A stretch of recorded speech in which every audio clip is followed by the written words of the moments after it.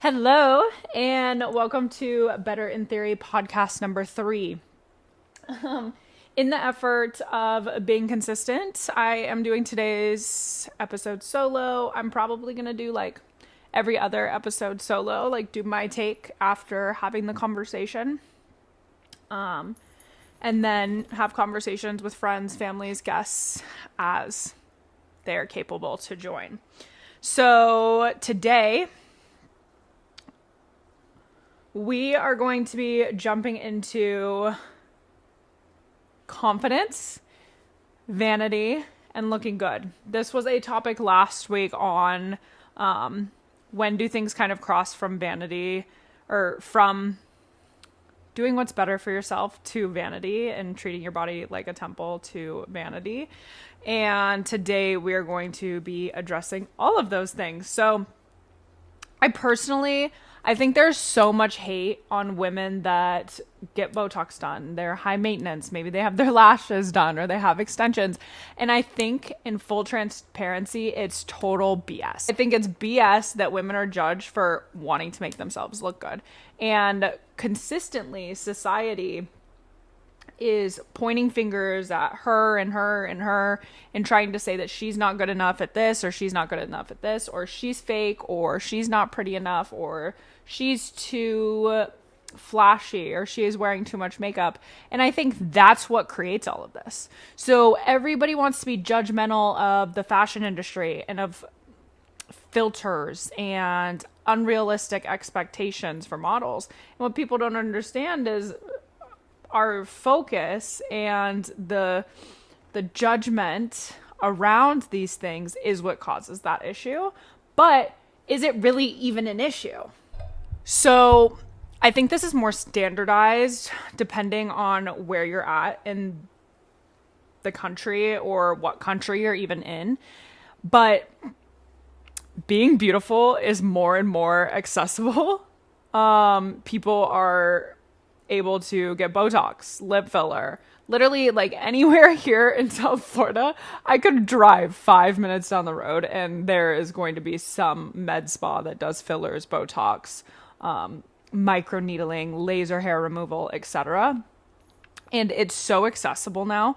And it is probably at this point, I should do some research into that, but it is probably one of the most successful industries in the world, just being in the business of beauty.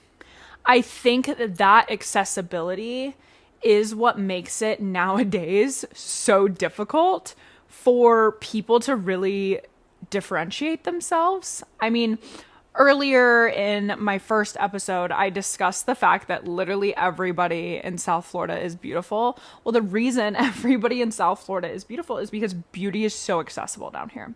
I mean, if you look up the number of plastic surgeons in South Florida, it's astronomical compared to Colorado. And so in Colorado, it was easy for women to stand out versus out here, really, you're having to really have unique genetic features in order to stand out, because realistically, anybody can go make themselves beautiful if they have enough money. So everybody is starting to look generically beautiful, which has ultimately made the gap between attractive and non-attractive very slim. And in places where it's accessible, where there's money, where there's people making money, it is becoming smaller and smaller. So ultimately, genetics aren't mattering as much as they used to. So I probably shouldn't talk about somebody else on my podcast, but like looks maxing.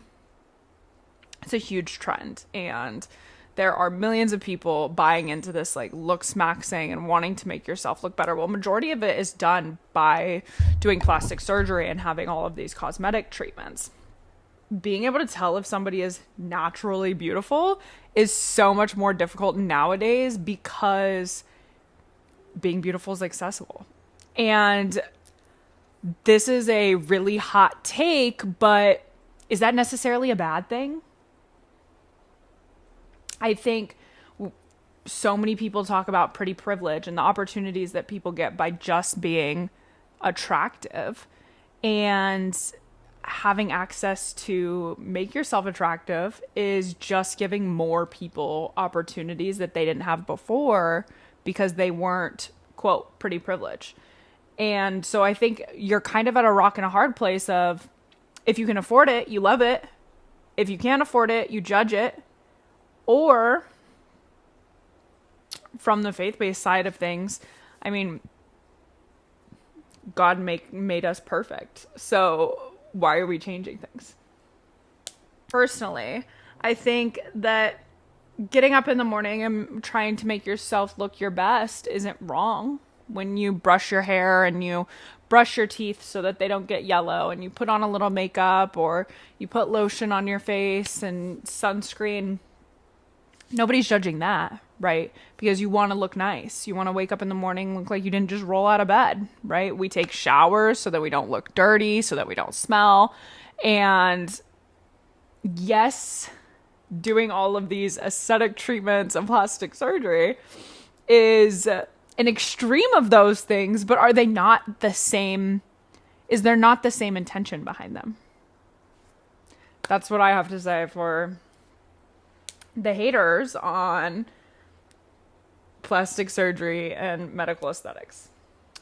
Going along with that, though, since it is more accessible than ever, it's also the weight of insecurity, especially with social media, has just been absolutely astronomical compared to what it used to be.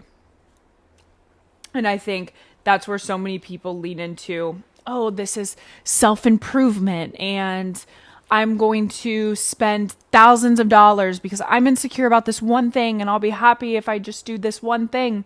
Well, when do those one things, two things, three things, four things begin to just be self-rejection instead of self-improvement, right? This is as simple as going to the gym. When you go to the gym, and this is something I am so guilty of. I go to the gym for my mental health. I say that, but like recently I have started taking creatine and I've been working out extra hard. And so it's led to me being like, oh, wow, I look really good. But that, oh, wow, I look really good doesn't turn into, okay, let's maintain this. It turns into, okay, what if I just diet a little bit more? What if I just change this habit? Or if I run an extra mile? Rather than just being like, wow, I look really good.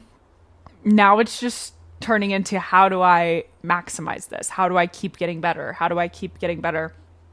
And I think that's what a lot of people do with the pressures around looking good and being beautiful, with plastic surgery, med spa treatments, clothes, materialistic things, what you're buying, what you're wearing, how people are looking at you on those type of things, onto things that are more like self-improvement, such as the gym. Or, okay, all of my all of my friends swear that I have the best gadgets at my house, but it's really because the self-improvement marketing ploy has gotten me, right? I'm a huge Shark fan, huge Shark Ninja fan, but this is so funny because my friends come over and they're like, oh, can I use your face mask? And it's my Shark red light therapy mask. They come over and they're like, oh, can I use your hydrofacial? I have the Shark hydrofacial. Then one of my friends is constantly like, oh, can I get on your lymphatic drainage, like your vibration plate? I'm like, yeah, of course. And then on top of it, recently, I just invested in a Ninja Thirsty, which is supposed to be better than drinking soda, and it makes like sparkling water, and I like literally drink it all day long. So I fall into this marketing ploy of self-improvement things so easily. I've purchased the Metacube products. I don't think they work very well. Recently, I've been wanting to try Rhode, but I'm telling myself to like back off and maybe don't do it yet. But moral of the story is I am overly guilty of falling into this path of where I'm constantly trying to improve myself, to, is it kind of treading the line of, is this just not being happy with myself? And I do think that I'm happy with myself. I just am the kind of person that always wants to do better. But a lot of people would look at this as, well, she constantly wants to do better because she's not happy. So am I happy? I think I'm happy. I think I'm happy with myself. I think every time I do, I don't think that I'm less happy with how I was before I started going to the gym, or before I started getting Botox, or before I got my breast augmentation. I'm not less happy with that person. I'm just more happy with this person. Is that wrong? I don't know. I think this absolutely also applies to ambition. Last week's episode, I was chatting with Ashton about ambition and how I don't think that ambition is me telling God that I'm unhappy with my current circumstances. But at what point is it too much? I personally, I would sit here and argue that it's never too much. But one thing my family always asks me and my friends always ask me is like, when is it going to be enough? When are you going to stop wanting the bigger house, the nicer car, the nicer clothes, the next best thing? When are those things going to stop? And the way that I approach this, well, okay, let me tell you what I would realistically say and what most people would say is unhealthy. I would say it doesn't stop, right? At no point in my life am I going to be like, wow, I'm just going to chill here. So many people are going to look at that and be like, that is so unhealthy. She's never going to be happy. She's never going to be this. She's never going to be this. But I strongly disagree. And here's why. I'm happy today. And I emphasized this in my last episode as well. Today, I am so happy with the life that I have. But my happiness is also highly impacted by my drive. I am the kind of person, and I've had talks about this with my mom so many times. If I've met somebody, which in South Florida, it's not unrealistic, that I could quit my job and I was just a stay-at-home wife. And I didn't do anything. They were rich enough that I didn't have to clean house. I didn't have to cook. I didn't have to do any of these things. If we had kids, I could hire a nanny. I didn't have to take care of them. If I had the ability to do all of those things, I would be unhappy. And it's not that those things are wrong, and being relaxed and just enjoying life if you have the opportunity is wrong. But for me, I would personally be unhappy. And that's because every morning I wake up with the drive to do something. Like, I want to be chasing something. And is that unhealthy? Am I going to hit a point? Maybe I get older and at some point I'm burnt out. I just don't want to do it anymore. That could be. But why would I try and lower my expectations or lower my drive to fit into a bubble that everybody else tells me to fit in? Is it unhealthy? I don't know. You guys tell me. I don't think so. Literally anybody you talk to is going to tell you that everything I just talked about is super unhealthy. Do I think that it's unhealthy? Absolutely not. If anything, I think it's more healthy for me. What people say, depression can't hit a moving target. Well, happiness can. Happiness is right next to me. That's just my personal opinion. And I don't know everything. I'm not saying that this is the key to life, but I will say it's the key to my life currently. The key to keeping me happy. The key to me being less emotional. The key to me being able to get myself and my family the things that I want, to be not as stressed about my finances. All of these things make me very happy. And I absolutely am outrunning depression on a daily basis. When things go wrong in my life, they may have me hiccup and I may post about them, talk about them, but they don't have the impact that people think that it does on me. And that's because I'm always chasing the next best thing. And that is also, taking a step back, that is not me saying I'm grateful for where I'm at. I am just happiness maxing. I guess that's how you could say it. I am not the same amount of happy or more unhappy with my life now than I was before I did all of these other things.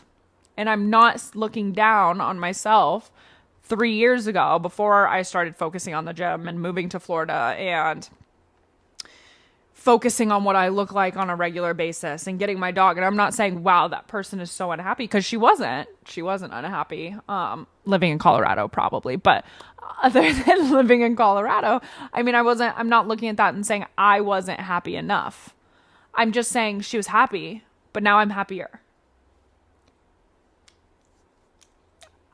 I personally don't see anything wrong with that. I'm sure so many people will, but I personally don't see anything wrong with always wanting the next best thing, as long as you are grateful for what you have now.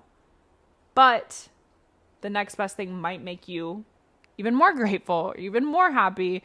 I don't necessarily see the harm in that. Now, the real question going with all of these things that not only I do, but everybody does on a daily basis, whether that is focusing on doing your makeup really nice in the morning, or before a date, dressing really nicely, or trying to make more money for your family. I mean, I guess that addresses it alone. Are you doing it for you? Am I doing it for me? Or am I doing it for everyone else? Let's ask this a different way. If no one ever saw me, the world was blind, would I still care as much about what I look like as I do now? I think on a fundamental level, I would care just as much about my appearance now as I would if the world was blind, but not if I was blind. And I think that falls into a different frame of insecurity. Not necessarily that. I think it falls very much not necessarily into insecurity, but always wanting the next best thing.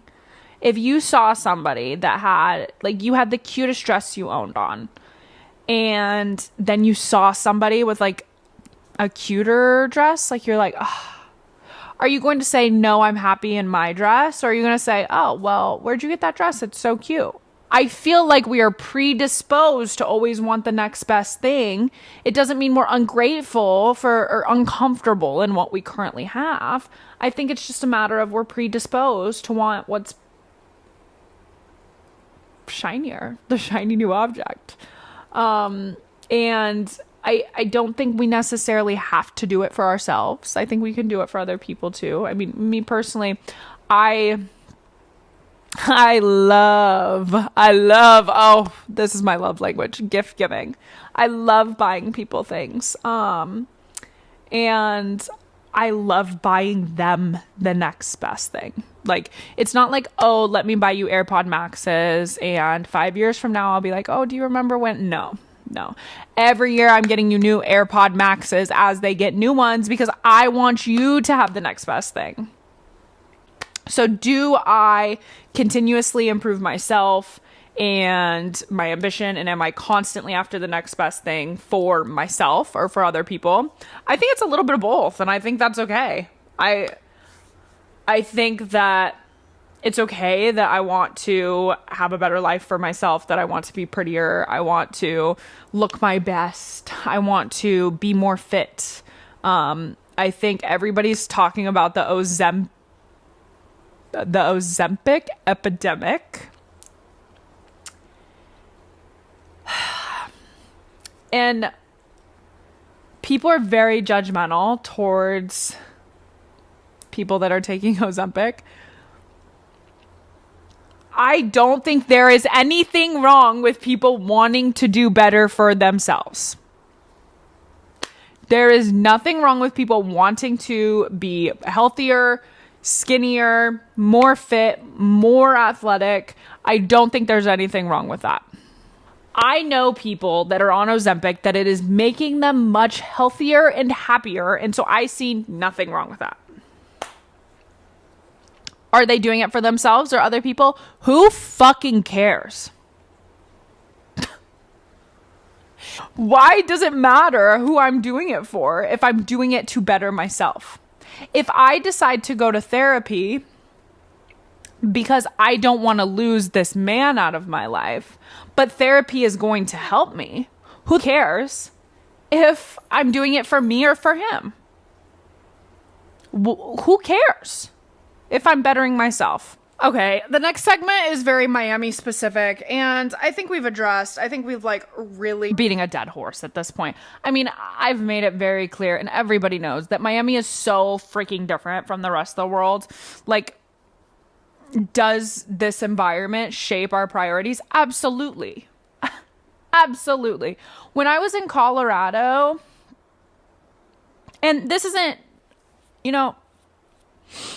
everybody's going to have a different take on a lot of the things that I say, and I need to stop being so open-minded, but I don't think this is a bad thing. When I was in Colorado, I would wake up in the morning and spend maybe 10 minutes getting ready and walk out the door. Didn't really care. If I looked like a bum, I looked like a bum. Now that I've moved to Florida, I spend a little more time getting ready because it's a different environment, right? Like, everybody's spending more time getting ready. Girls will go get blowouts and go to the beach. What? I was at a marketing event. A gal that was hosting me had taken a client to get a blowout. Well, while they were there was a girl that was getting a blowout and getting her makeup done. And they were like, oh, what are you doing today? She's like, oh, just going to the beach. And they were like, what the hell? She's getting a blowout to go to the beach? It's windy outside. It's the environment. People care. Like, everybody's doing it. So that's just it's like normal. Whereas if you're in Colorado, that's not normal. People would be like, what the shit? Like, what are you doing? That's weird. That doesn't make any sense. And so people are judgmental towards it. And is it a good thing? I mean, it's kind of a waste of money. But if it makes her happy, if she's going to go take pics at the beach, like, who cares? Let her do her thing. It's my opinion. Would I care about the same thing somewhere else? In New York, California, or Texas? Yes. In like Colorado, Idaho, Illinois, well, maybe Chicago, Alabama, no, probably not. I probably wouldn't care about a blowout. But what I will say, and you know what, actually, maybe this is a lie, because now that I've lived in the environment and I've now like have those things, I would probably still do it. Reason I say that is I've always, like, my friends in Colorado, they were always like, oh, she's a bougie girl, like, she's a bougie friend. And then I moved out to Florida and they were like, I didn't think you could get more bougie, but somehow you did. And so that really is environment, but I think there's also a piece of it that is personality, because I also know girls that would like never be caught dead getting a blowout, and they've been in South Florida their whole life. So I think it's a mix of environment and personality, not necessarily just environment. Is Miami exposing vanity or simply just making it visible? Is it vanity? I feel like that's the more real question. Is it vanity? I think yes. Oh my gosh. Yes. There are vain people in South Florida. But like we just talked about, like, is part of it just like personality? Is part of it like self-care, self-improvement? Is part of it the environment? Like, is it really vanity? I don't know. You know what? Matter of fact, let's look up the definition of vanity so that we can really talk about this. Vanity primarily refers to excessive pride, conceit, or inflated sense of one's own appearance, achievements, or importance. Again, I really think it's a mixture of a lot of things, but that even makes me lean more on part of it's the insecurity, right? So that's not like overly self-confident. And part of it's confidence. So I don't know. Is it really vanity? I think it's a person by person case. I don't think you can necessarily say Miami is vain. I don't think you can necessarily say Florida is vain by just that. I think where you kind of draw that line between confidence and vanity is some of the most confident people that I know, they're not constantly thinking about themselves. And so again, that kind of teeters the line of like, are insecure people vain or are confident people vain? Because the most confident people I know, they don't think about themselves that much. The most insecure people I know, they're not thinking of themselves in a positive light majority of the time. They're thinking of themselves in a critical way. And so that definitely teeters the line of like, where does vanity really fall? And can we even say somebody is truly vain? Or can we say, like, unless you come to the table and say this person is constantly looking at themselves in the mirror, taking selfies, they just think they're the most beautiful person on the planet, and they're not insecure, all they do is think about themselves, that is the definition of vain. But I personally, in my life, have not been able to confidently say that about somebody, knowing that it didn't come from insecurity. And really what it comes down to is confidence is not necessarily saying, oh, I'm the prettiest. It's knowing that you don't have to be the prettiest. You don't have to be the smartest. You don't have to be the most successful, but you're there for a reason. You're here for a reason. And you're confident in that. You're confident in who you are and what you bring to the table. It's not constantly needing validation. The line between confidence, insecurity, and vanity is very thin. And I think when we talk about vanity, we think that it is a very, very common thing. And I think people being truly vain, like down to their core, is much more uncommon than we believe. Like, if it's a Venn diagram, right, there's very little overlap that falls into vanity. Like, it's like this much. What is the line between vanity? Are we becoming more vain? With things like self-improvement, technology, social media, AI, are we becoming more vain, or are we becoming more confident? Are we using these things and these opportunities? And I say opportunities, and a lot of people are not going to think these opportunities, but these opportunities and all these different tools, are we using them for self-improvement? Or are we using them for self-destruction? And are they actually helping us? Is this actually healthy? I think it depends on the person.